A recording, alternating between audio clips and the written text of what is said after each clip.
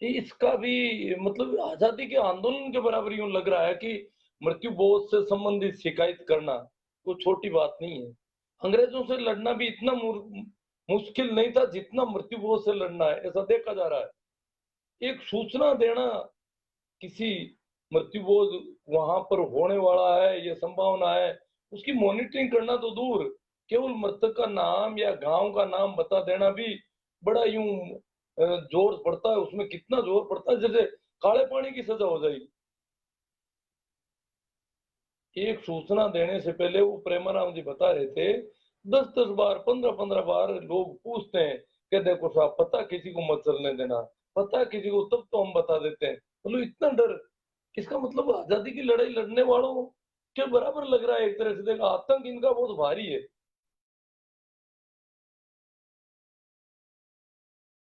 मेरा एक लेख था, सामाजिक आतंक और ढकोसला कानून। मैं चाहता हूं कि उस पर ही अपन चर्चा कर ले। देख रहा हूँ इसमें अगर है तो उसको ले सकते हैं अपन आराम से। है सामाजिक आतंकवाद और ढकोसला कानून। अपन इस लेख को ले लेते हैं, हिंदी का लेख ये, और बात करते हैं। मानव एक सामाजिक प्राणी है। समाज व्यक्ति की प्राथमिक आवश्यकता ही नहीं वरन आवश्यकता पूर्ति का एकमात्र जरिया है। समाज ही हमारी सारी आवश्यकताएं समाज द्वारा पूर्ति की जाती है।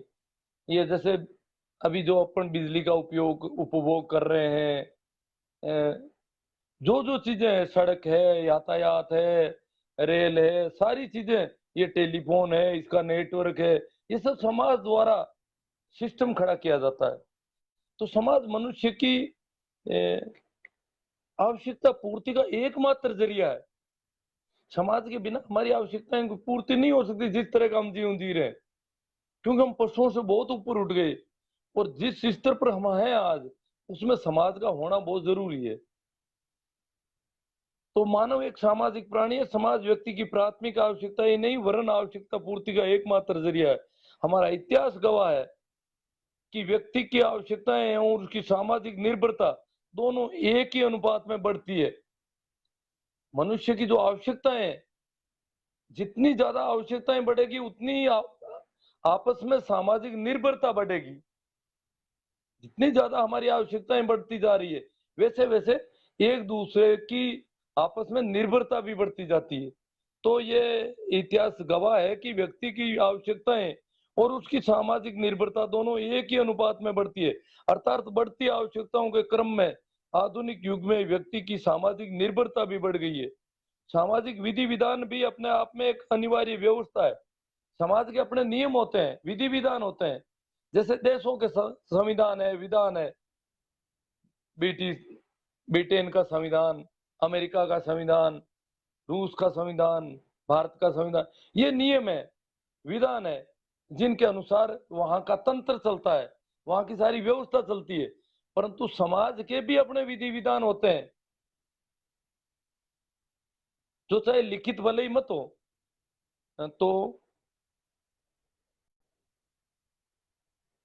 सामाजिक विधि विधान भी अपने आप में एक अनिवार्य व्यवस्था है। किसी भी व्यवस्था में इन्हें नकार पाना संभव नहीं है।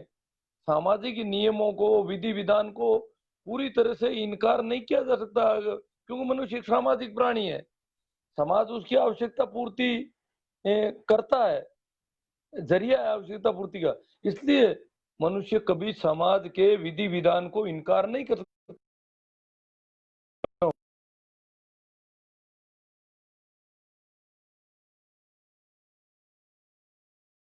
को समाज के विधि विधानों का पालन करना पड़ता है। आम मतदाता जो निचली कड़ी है, नेता, तो ये इन सबको सामाजिक विधि विधान का भी पालन करना पड़ता है।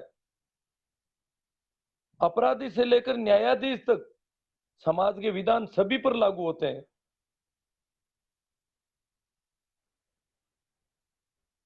ऐसे में सामाजिक नीति नियमों को बदले बिना कानून बनाकर समाज व्यवस्था को चुनौती नहीं दी जा सकती। समाज के नीति नियम बदले नहीं जा रहे हैं और कानून बना दिए हमने। मृत्यु बोझ अपराध है, दहेज प्रथा अपराध है, बाल विवाह अपराध, ऐसे कानून बना दिए हमने। बहुत सारे कानून में, पर समाज के नियम वो के वो जो पहले से चले आ रहे हैं, तो इनको बदले बिना ये कानून बिल्कुल बेमानी हो जाते हैं। ऐसे में सामाजिक नीति नियमों को बदले बिना कानून बनाकर समाज व्यवस्था को चुनौती नहीं दी जा सकती। मृत्युबोध और दहेज प्रथा कानूनी अपराध है, जिसकी पालना सुनिश्चित करने के लिए के उत्तरदायित्व भी निर्धारित किए हैं। सरकार ने कार्मिक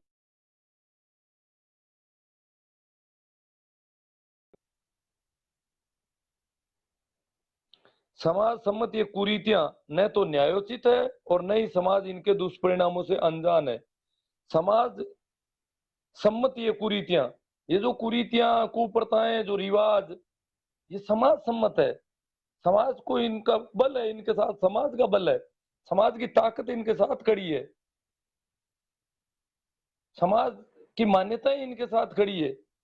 तो समाज सम्मत ये कुरीतियां न तो न्यायोचित है, ये न्यायोचित नहीं है, न्याय व्यवस्था के हिसाब से सही नहीं है, इनके बहुत दुष्प्रभाव है, और नहीं समाज इनके दुष्परिणामों से अनजान है। समाज का है कि इनको दुष्परिणाम भी बहुत ज्यादा है, उनसे भी वो अनजान नहीं है। सरकार ने इन कुरीतियों के परिणाम स्वरूप हो रही अमानवीय निर्ममताओं के मद्देनजर, इन कुरीतियों के परिणाम स्वरूप कुछ निर्ममताएं होती है, कुछ कठोरताएं होती है लोगों के साथ, कुछ दुर्व्यवहार होते हैं। तो इन सब के परिणाम स्वरूप अमानवीय निर्ममताओं के मद्देनजर इन्हें दंडनीय अपराध मानते हुए सजाएं भी, तथा समाज का एक बड़ा तबका भी इनसे निजात पाने के लिए छटपटा रहा है। समाज का एक बहुत बड़ा तबका जो है इन रिवाजों से, इन प्रथाओं से निजात पाने के लिए छटपटा रहा है। मृत्युबोध का आयोजन करना, करवाना, इसके लिए ऋण देना, मृत्युबोध का खाना खाना आदि इससे जुड़े सभी मामले दंडनीय अपराध की श्रेणी में आते हैं। किसी अदृश्य अथवा दृश्य दबाव के चलते मृत्युबोध आयोजन करने पर शायद हजारों में एकाध बार मुकदमा होता होगा। मुकदमा नहीं होता इसका, होता ही नहीं है, क्योंकि समाज सम्मत है, तो हजारों में कोई एकाध बार होता होगा। मृत्युबोध करवाने के लिए जिम्मेदार परिस्थितियों के लिए भी दंड का प्रावधान है, परंतु उन पर कदाचित ही कोई मुकदमा हुआ हो। अर्थात मृत्युबोध खाने आदि से लेकर कभी किसी को दंडित होते नहीं देखा गया कि उसने मृत्युबोध खा लिया और उसको दंड किया जाए। ऐसा तो कहीं कोई सुना ही नहीं कभी आज तक। उसमें खाना भी अपराध है। तो इससे यही प्रतीत होता है कि लोग ऐसा अपराध नहीं करते हैं, या तो लोग करते नहीं है अपराध। मृत्युबोध की तरह दहेज प्रथा, दहेज देना और लेना भी अपराध है। दहेज देना या इससे संबंधित अपराधों के लिए भी सजा के प्रावधान है, परंतु वस्तु स्थिति को देखकर लगता भी नहीं कि दहेज देना भी कोई अपराध है। जो वास्तव में जो परिस्थितियां हम देख रहे हैं उसको देखकर नहीं लगता कि ये चीजें कोई अपराध है क्या। दहेज के पीड़ित पक्ष तो कभी कभार प्रताड़ना के मुकदमों से इसके मार्मिक पक्ष को उजागर करके इसके विरुद्ध वातावरण निर्माण का साहस भी करते हैं। दहेज में जो पीड़ित है वो कई बार इस अपराध के, इस कानून के तहत मुकदमे करते हैं और इसके मार्मिक पक्ष को उजागर करते हैं, समाज के सामने प्रकाश में लाते हैं कि दहेज दहेज की पीड़ा कैसी होती है। दहेज की वजह से जैसे कई बार बहुओं की हत्या हो जाती है, उनके साथ दुराचार होता है, उनको मारपीट होती है, हिंसा होती है। तो इन्होंने तो, दहेज वालों ने तो, दहेज का पीड़ित पक्ष है वो कभी कभार मुकदमों से लेकर इसके मार्मिक पक्ष को उजागर करके इसके विरुद्ध वातावरण निर्माण का साहस भी करते हैं। परंतु मृत्युबोध के पीड़ितों ने, मृत्युबोध के जो पीड़ित पक्ष हैं जिनको लाखों रुपए खर्च करने पड़ते हैं, जैसे बाड़मेर वगैरह में 10-10 लाख की बात आ रही है, और शायद जोधपुर में भी 5-7 लाख से नीचा मामला नहीं बैठता, और नागौर के भी पश्चिमी हिस्सों में 4-5 लाख के आसपास, पूर्व में थोड़ा कम, और वैसे कमो बेश सभी जगह है ये। तो परंतु पीड़ित पक्ष कभी चू नहीं कर सकता इसका, बिल्कुल बोल ही नहीं सकता इसके।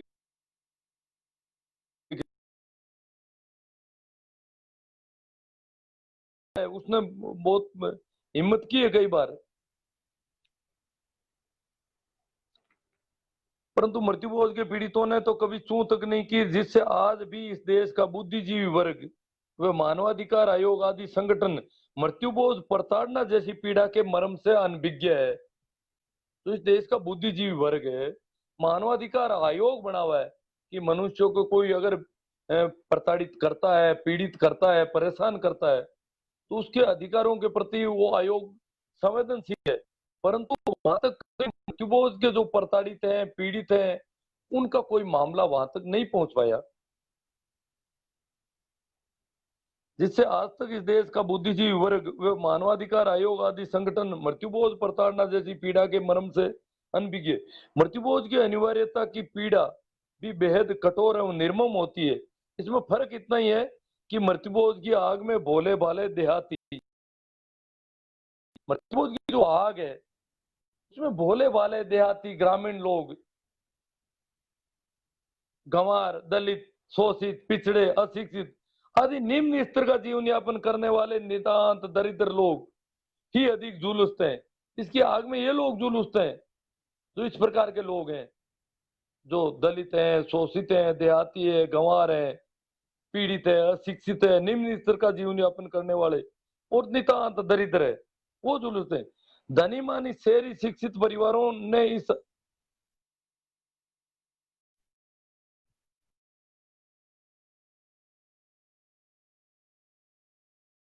आंच, उसकी आग की लपटें महसूस नहीं की इतनी जितनी गांव के लोग कर रहे हैं। तो इसकी आग की लपटों से वो अनभिज्ञ है एक तरह से। तो धनी मानी शहरी शिक्षित परिवारों ने इस आग की लपटों को कभी इतना नजदीक से देखा भी नहीं होगा कि ये कितनी भयावह होती है। इसी मृत्युभोज के दंश से के भुक्तभोगी अनेक परिवारों को अपने घर बार छोड़कर दर दर की खाक छाननी पड़ती है। दहेज की तरह मृत्युभोज हैसियत के अनुसार कम करने के अधिकार मृत्युभोज करने वाले परिवार के पास नहीं हुआ करते। मृत्युभोज करने वाले परिवार के पास ये अधिकार नहीं है। नहीं, इसका तो सारा निर्णय भी लोग करते हैं।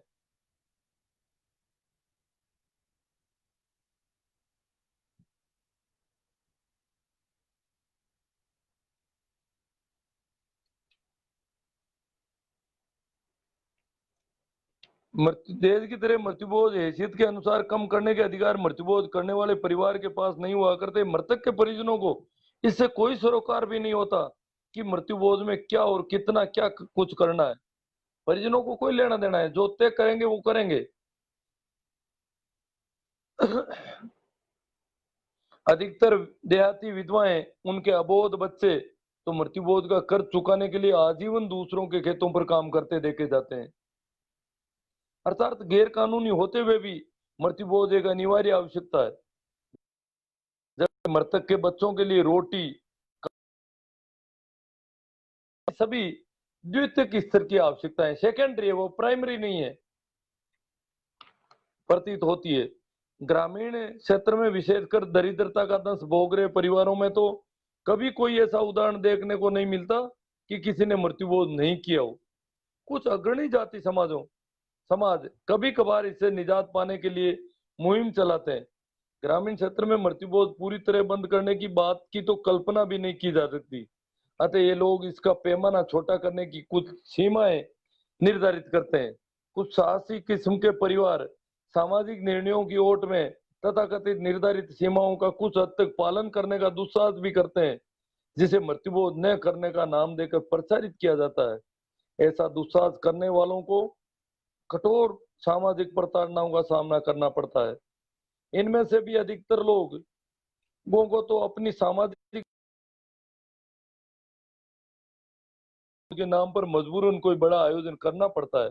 ऐसे में लोगों को सदैव इस बात का भय सालता रहता है कि मृत्युभोज पूर्णतः बंद नहीं हो सकेंगी। दहेज हो या मृत्युभोज, इनमें लाभान्वित होने वाले लोग लाभ नहीं लेना चाहते हुए भी उस लाभ को पूरी तरह ठुकराने का साहस नहीं जुटा पाते। तो जो लाभान्वित लोग हैं वो भी इसको ठुकरा नहीं सकते।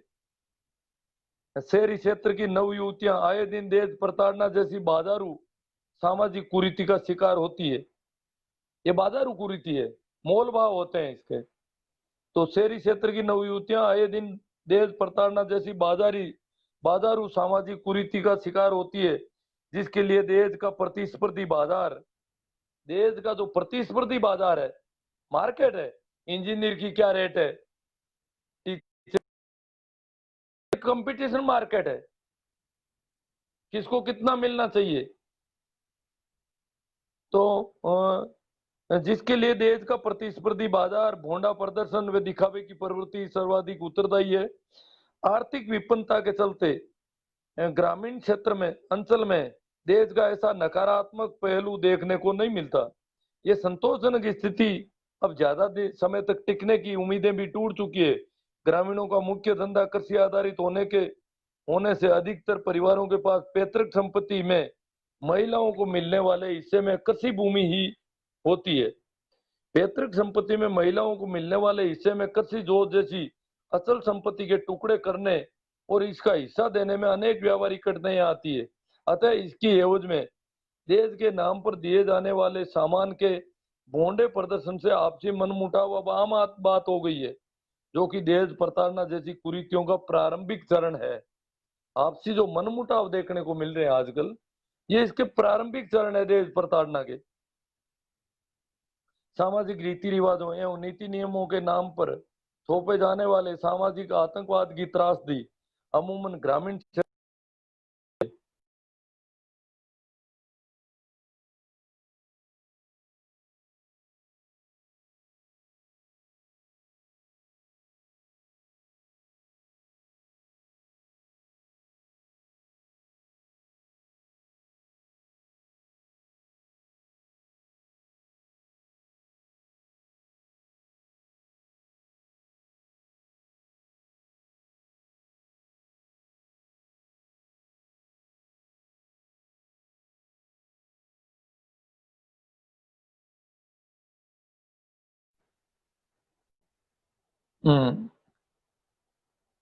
सामाजिक रीति रिवाजों एवं नीति नियमों के नाम पर थोपे जाने वाले सामाजिक आतंकवाद की त्रासदी अमूमन ग्रामीण क्षेत्र में देखने को मिलती है। दूर दराज की गांव ढाणियों में ये अपने चरम पर होता है, जहां इसके उत्पीड़न के शिकार मासूम ग्रामीणों का जीवन नारकीय होता जा रहा है। यायावर कबीलों, आदिवासी क्षेत्रों और निम्न वर्गों में तो इसकी भयावहता और भी अधिक होती है। जो सामाजिक रीति रिवाज है गांवों के, देहात क्षेत्र के तथाकथित पढ़े लिखे और अग्रणी समाज भी इससे कम पीड़ित नहीं है, वरन इस आतंकवाद से मुक्त शहरी लोगों को देखकर उन्मुक्त होने के लिए छटपटाते रहने से इनकी परेशानी और भी बढ़ती जा रही है। सरकार ने इन सामाजिक कुरीतियों को गैर कानूनी करार देते हुए सजा के प्रावधान किए हैं, परंतु एक लोक राज्य की प्रजाता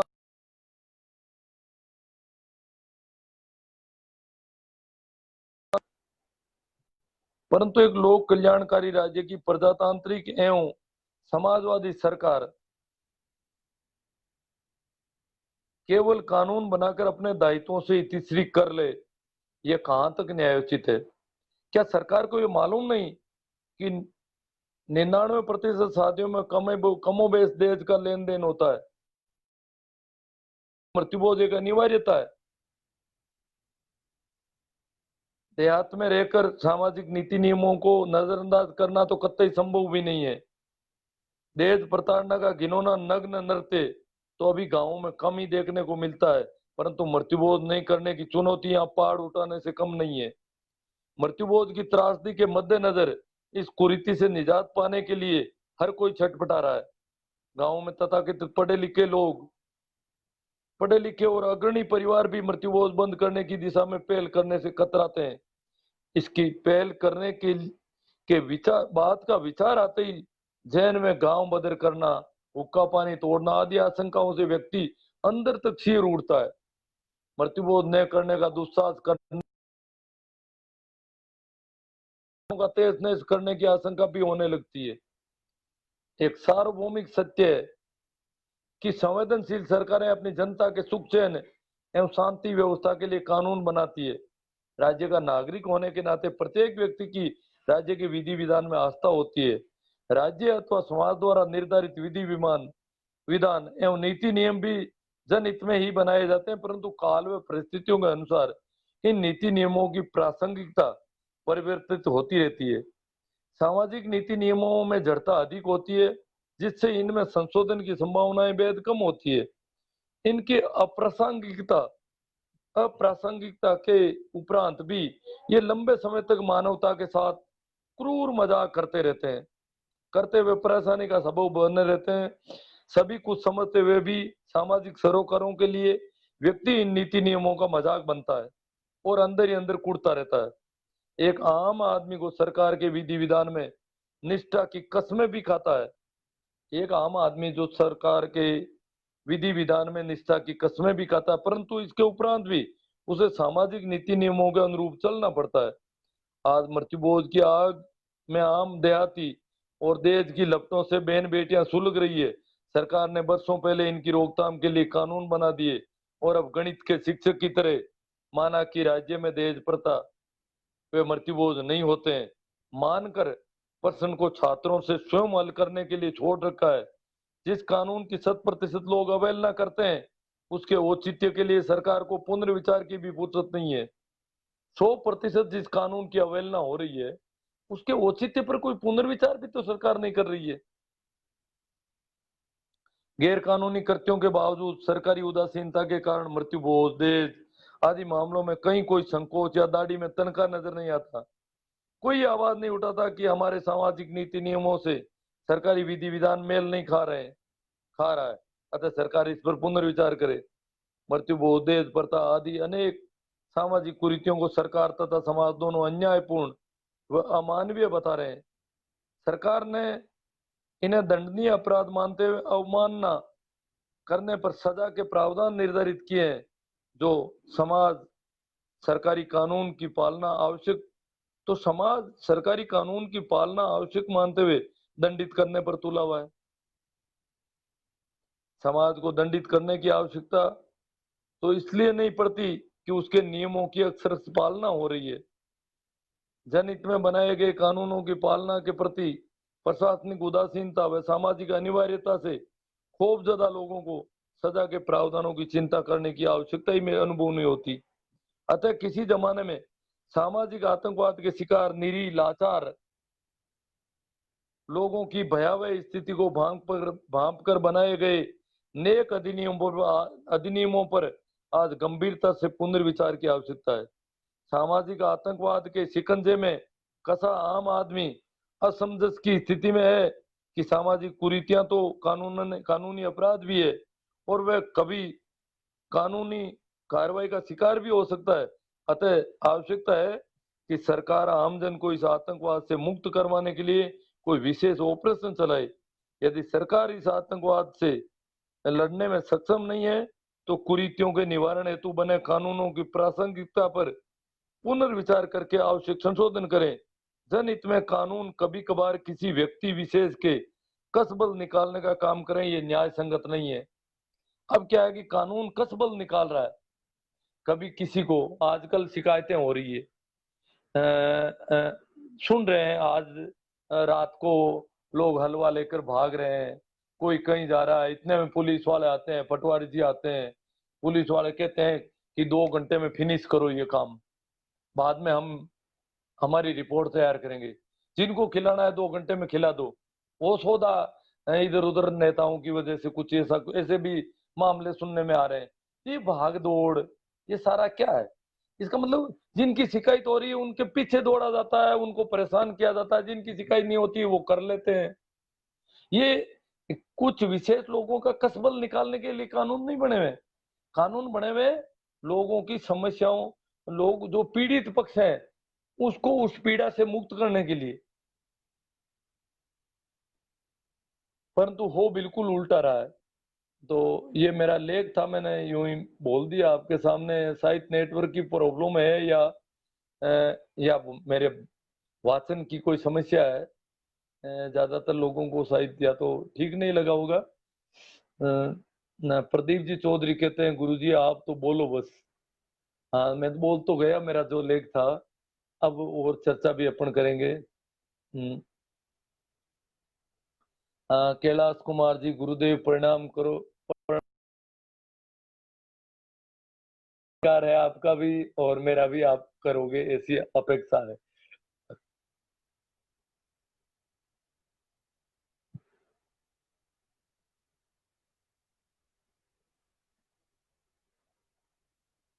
आखिर समाज के नियम कौन बदलेगा? प्रेम सारण भाई, जो प्रोफाइल फोटो उसके हिसाब से तो कोई नवयुवक है। समाज के नियम कौन बदलेगा? नहीं, समाज के नियम तो रूप परिवर्तन हो रहे हैं, हम तो देख लिया। क्योंकि ये तो आज 70 साल से आंदोलन चल रहे हैं मृत्यु भोज के खिलाफ, परंतु नियमों में बदलाव, बहुत सारे नियम निकल गए, परंतु नियमों की पालना समाज नहीं करवा पा रहा है कहीं पर। तो ये तो रूप परिवर्तन हो रहे हैं, और शिकायतों के अलावा तो कोई कुछ काम ही नहीं आ रहा, ये देखा जा रहा है, जहां तक मेरा अपना अनुभव है। भाई चौधरी ओम प्रकाश जी चांगल, क्या हाल चाल है गुरु जी? हाल चाल ठीक है, जोरदार है। सुन ही लो, या कहीं कहीं सरकार इस पर ज्यादा स्ट्रिक्ट नहीं है, इसलिए पूर्ण रूपेण ये बंद नहीं है। नहीं भाई सुनील जी लोहिया, आप कह रहे हो कि स्ट्रिक्ट नहीं है। वास्तव में अगर जहां जहां भी अच्छी कंप्लेंट हुई है, कंप्लेंट करने वालों की तरफ से, वहां बहुत ही शानदार तरीके से प्रशासन ने सहयोग दिया है। हाँ, अब क्या है कि कुछ पटवारी जी और पुलिस वालों से लोग हाथाजोड़ी इधर उधर प्रशासनिक नेताओं से कहलवा करके कि हमारे थोड़ा सा ये हो गया, अरे ये तो ये कोई करवा रहे हैं तो उनको भी कहते हैं कि घंटे आधा घंटे में जिनको खिलाना खिलाओ, नहीं तो निकलो यहाँ से, भागो यहाँ से। तो इधर उधर भाग रहे हैं, कोई रात के अंधेरे में कुछ करने जा रहा है, कोई कुछ कर रहा है, मतलब इतना प्रशासन का दबाव। जबकि हम अगर समाज की स्थिति दें, समाज तो कुछ कह ही नहीं पा रहा है इसमें। समाज में तो इसकी सूचना देना बड़ी मुश्किल हो रहा है। तो इस दृष्टि से प्रशासन वाले लोग तो काम तो खूब कर रहे हैं।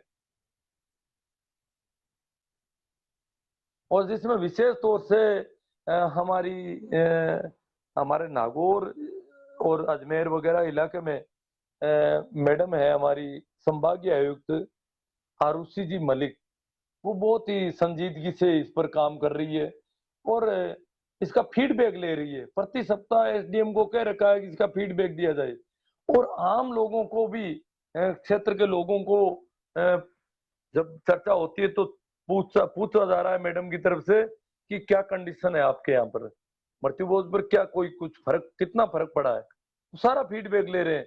इसका मतलब बहुत उनकी रुचि है।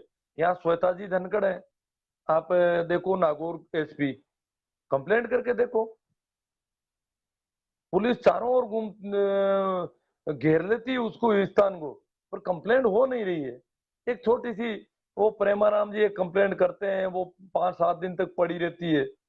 कंप्लेंट तो ये होनी चाहिए वस्तु स्थिति क्या है, कितना सामान कहाँ आ गया, किसको मिठाई का ठेका दिया है, या कहाँ से मिठाई आ रही है, और कहाँ तक पहुंच गई है, कहाँ लोगों को बुला रखा है, किन किन लोगों को किस तरह से खिलाया जा रहा है।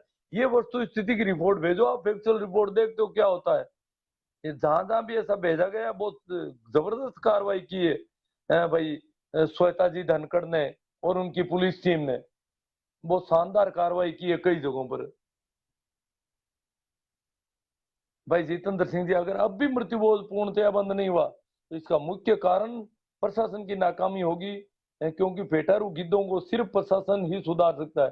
हाँ भाई जितेंद्र सिंह जी, बात तो सही है, ये पेटारू जो गिद्ध है, इनको तो जैसे प्रशासन ही, इनको इनको तो मार मार के ही समझाया जाता था, बाकी तो कोई उपाय नहीं है। ये तो फड़फड़ा करके वापस पड़ेंगे उस पे खाने पे।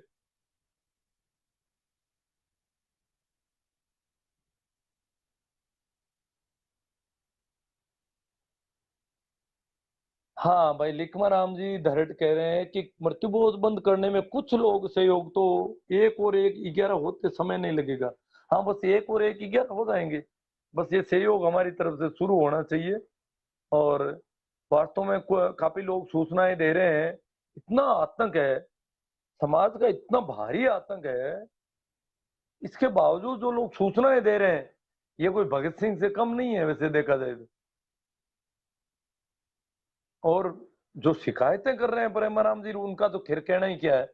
अब तो क्या है कि उन जितना अगर वो, क्यों लोग कह रहे हैं सूचना किसने दे दी, वो तो वैसे ही करते ही है, रोज करते हैं, उनका तो वो नहीं, वो हर जाति की कर रहे हैं, हर जिले की कर रहे हैं, हर तहसील की कर रहे हैं, तो उनकी तो ऐसे ड्यूटी मानने लगे लोग। परंतु सूचना दे रहा है गांव ढाणी से, आस पड़ोस से जो सूचनाएं जा रही है, उनके ऊपर पूरा फोकस है, और उसकी सीबीआई जांच हो रही है, एक तरह से उनकी सारी टीमें काम कर रही है, लड़कों के फोन खोज लिए जाते हैं, बहुत सारा कुछ हो रहा है ये गिद्धों की तरफ से। फिर भी जो लोग सूचनाएं दे रहे हैं वो सब साधुवाद के पात्र हैं, और दी जानी चाहिए, क्यों यही एकमात्र उपाय है, और तो कोई उपाय नहीं है। समझाइश करना और ये सारी चीजें तो बहुत पीछे रह गई अब। सरकार हमारी जो है, वास्तव में मैं तो पहली संवेदनशील सरकार मानता हूँ आजादी के बाद, राजस्थान की गहलोत सरकार को, जिसने मृत्युभोज जैसे मुद्दे को उठाया है, उसको पास वापस जीवित करने की कोशिश की है, तो ये कम नहीं है हमारे लिए। एक हमारे ग्रामीण क्षेत्र के विकास की नींव की ईंट साबित होगा।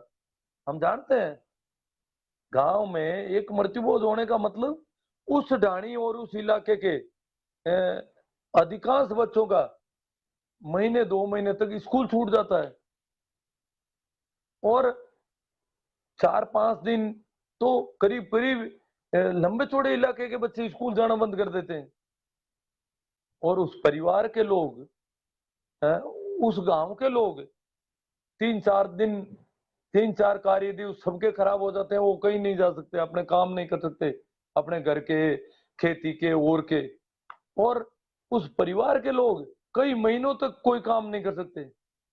इतना बड़ा जुल्म हो रहा है।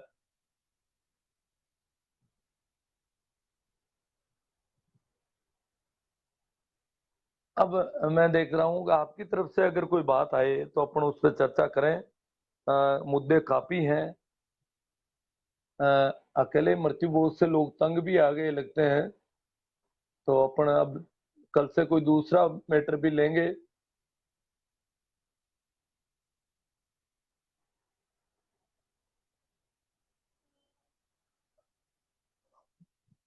हाँ, प्रदीप जी चौधरी कह रहे हैं कि सूचना देने वाले क्रांतिकारी हैं। वास्तव में बहुत क्रांतिकारी लोग हैं जो सूचनाएं दे रहे हैं। वो तो एक तरह से देखो, जान हथेली पर ले रहे हैं। जो लोग,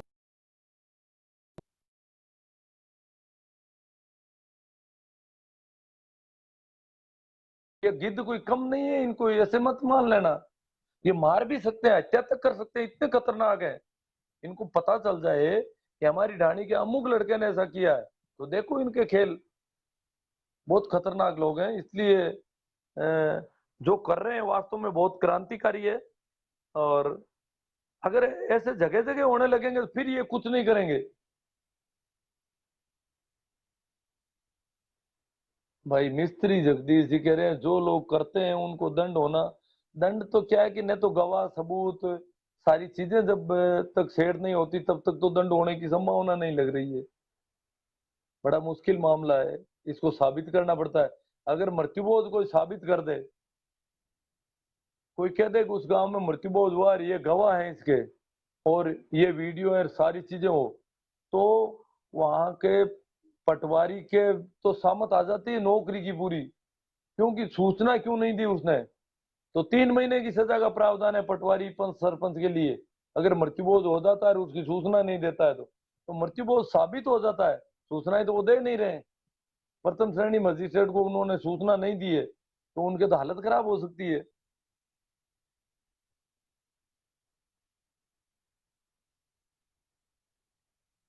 हाँ भाई, केएल शरण कह रहे हैं कि गुरुदेव कल कोरोना एक बहुत बड़ी साजिश है उसमें बोले। अब इसको मान लो, ये तो लग तो साजिश रहा है, परंतु इस पे बोला जाना ठीक नहीं है कुछ मामला। क्योंकि अभी राष्ट्रीय आपदा प्रबंधन अधिनियम जो है वो हमें दंडित कर सकता है। इस पे नहीं बोला जा सकता इतना खुले तौर पर। साजिश का वहम तो आ रहा है काफी लोगों को। एलए से सुनील चौधरी, क्या होता है उस परिवार का जो देता मातम पर भोज, और क्या कहना उस इंसान का जो खाकर करता मौज। हाँ, इंसान वो जगी गिद्ध की बात कर रहे हैं। खाने से ज्यादा कपड़ों पर खर्च होता है, वो सब फालतू है। हाँ होता है। सर कुछ सामाजिक मजबूरियां होती है सर, हाँ मजबूरियां ही है, उसी की वजह से सब हो रहा है, सामाजिक मजबूरियां ही है। पहले से सुनील चौधरी कह रहे हैं कि कैसी प्रथा है ये, ऐसा क्या रिवाज है निभाता जा रहा है, कैसे ये, क्या यही आधुनिक समाज है? हाँ, क्या यही आधुनिक समाज है जो इनको निभा रहा है? इनको निभा रहा है तो व्यक्ति आधुनिक समाज का हिस्सा कैसे है? ऐसे ऐसे रिवाज को निभाना पड़ता है। कोई मर गया है पर इनको खिलाना पड़ेगा, मरा क्यों? या तो इसको मरने मत देना था। अगर तुम्हारे घर का आदमी मरा है तो अब खिलाना पड़ेगा, क्यों मरा? मरा है तो खिलाओ, या तो मरने नहीं देते। मर ही गया तुम रोक नहीं पाए, इनको खिलाना पड़ेगा अब, जो खाने वाले हैं। तो बड़ी अजीब स्थितियां हैं। अहम, और कोई आपकी तरफ से बात आती है तो हम देखते हैं उस पर, अन्यथा फिर काफी टाइम हो गया होगा मेरे हिसाब से अपने इसको यहीं। हाँ, अ, इससे संबंधित काफी वीडियो मेरे YouTube चैनल पर हैं, जो मित्र सुन रहे हैं ध्यान दें इस पे।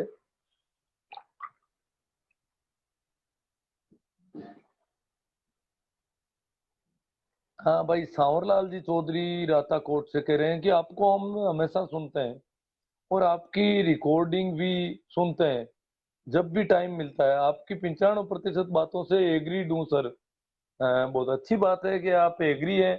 एग्री है इसका मतलब यही बातें आपकी है, आपके विचार हैं और उनसे मेरी बात मिल रही है, बस इतना सा फर्क है।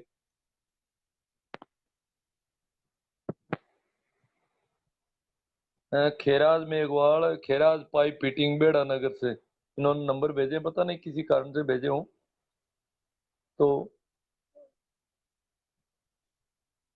तो मेरे जो YouTube चैनल पे वीडियो हैं, बहुत सारे वीडियो हैं, आप इधर उधर शेयर कर सकते हैं। जो लोग गिद्ध नहीं है फिर भी वो गिद्धों की गिनती में आ रहे हैं, कारण कि वो उनको मैटर को ठीक से समझ नहीं पा रहे हैं। तो उनको मैटर समझाने के लिए आप मेरे यूट्यूब चैनल के लिंक के वीडियो शेयर कर सकते हैं और बहुत काम करेंगे वो अपने आप में। आप देखना, ट्राई करना इस चीज पे। भाई एलए से सुनील चौधरी कह रहे हैं सर आपसे जुड़ने के ना तो गीत बोझ किया है और शिकायत के लिए भी एनी टाइम एक्टिव रहता हूँ, बहुत शानदार। और शिकायत के लिए आप एक्टिव रहते हो तो थोड़ी दूर दराज की देना, या सार्वजनिक रूप से कहने की जरूरत नहीं है। जो शिकायत में रहते हैं वो इनबॉक्स में सूचना उनको भेजेगा, भेजा करें। क्योंकि हो सकता है कि आपके आस पड़ोस में कोई कुछ हो और शिकायत कोई दूसरे करे और वो आपके ऊपर हावी होने लग जाए, तो घर वालों के कुछ परेशानियां खड़ी कर सकते हैं थोड़ी। तो थोड़ा ध्यान ही रखना, सावधानी रखते हुए खूब शिकायतें करें, सावधानी पूरी रखें, शक भी नहीं होने दें, उनके अपने बन जाएं, वो वहम दूसरों पर करते रहें। क्योंकि इन गिद्धों से मुकाबला करना है तो फिर इनकी नीतियां सारी हमको अपनानी पड़ेगी अब। ये बहुत बदमाशी कर रहे हैं, कभी कह रहे हैं शाम को करेंगे, सुबह करेंगे, ये करेंगे वो करेंगे, पोतिया पागड़ी कर रहे हैं, वो कर रहे हैं, इधर उधर भाग दौड़ करके कर रहे हैं। सुनने में आता है, कभी कहते हैं इतने बजे खिलाएंगे, एकदम से टाइम चेंज करके मैसेज भेज करके और खिलाना शुरू कर देते हैं। तो ये बहुत सारा ऐसा कुछ कर रहे हैं, रेडीमेड मिठाइयाँ मंगा रहे हैं दूर दराज से, जगह जगह रेडीमेड मिठाइयाँ आने लग गई। बड़ा खेल गजब का हो रहा है अब, सीधा ठेका दे रहे हैं, वहां स्थल पर कुछ दिखाई नहीं दे रहा, टेंट हटा लेते हैं। इनको बोले टेंट की जरूरत नहीं, इनको ये जरूरी नहीं है मिठाई किस घी में बनी कैसे बनी, जहां कहां से भी रेडीमेड ला के पटक दो इनके सामने, वो खाने लग जाएंगे। ये हालत है इनकी।